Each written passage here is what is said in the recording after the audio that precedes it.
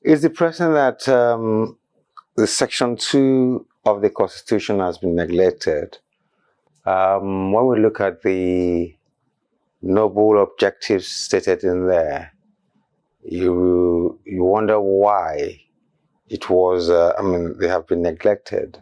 When you look at Section 14 of the Chapter 2 that talks about government and people, and makes it abundantly clear that the primary purpose of governance is security and welfare, which goes back to all philosophical approaches, back to Hobbes, where you have the ultimate evil against security and the ultimate good for welfare.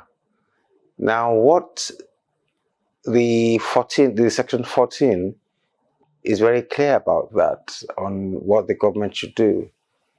Section 15 is the political objectives of national integration and unity, which the SDP has said they're going to pay special attention to. We have about 500 ethnic groups, and from studies, we have what we call the heterogeneity index, where at a certain level or number of ethnicities, you have ethnic conflict. They've gone down to where you call the Q polarization. And the most important thing is that we have to fully understand our ethnicities to realize that that diversity could be managed properly. Already the Nigerian government is doing that, but maybe not enough, where the 370 ethnic groups or 500 ethno-linguistic groups could be managed into two forms based on civilization.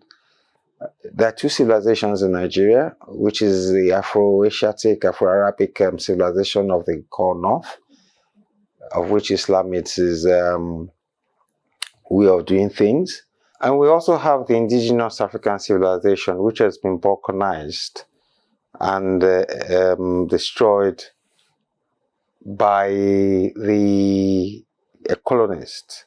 But thankfully, the recent governments have been able to divide the 500 ethnicities into two major manageable groups, because when you have a civilizational group, it's easy to negotiate. On the Afro-Arabic, Afro-Asiatic civilization of the north, the Sultan of Sokoto was made the permanent head.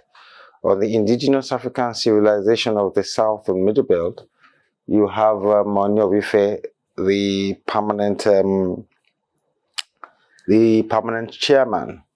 With these two, we could find more homogeneity that could help us, because when you have 350 groups, it's difficult to manage the conflict, and it arrests our political and economic development.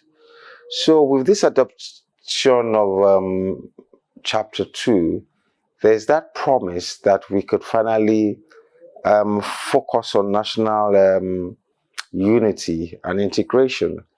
And also, there's also the point which in Section 15 and 17 of having a polity devoid of discrimination, which the neoliberal economic policies have promoted insecurity and ethnic conflict.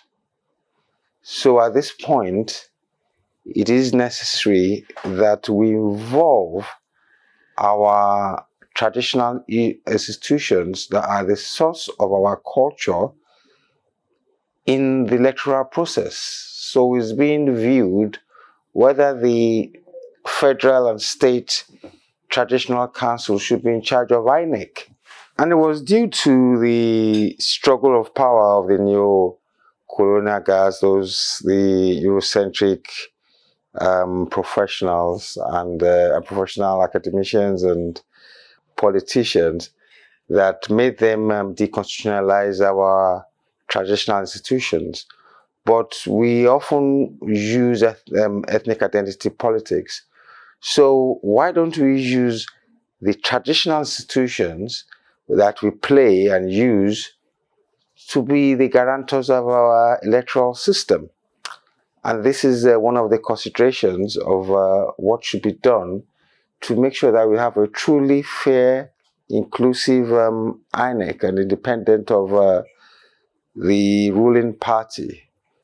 And not only that, in any political system, you need both short-term stakeholders like the politicians and long-term stakeholders like our cultural monarchs, who we can hold accountable when the short-term stakeholders flee.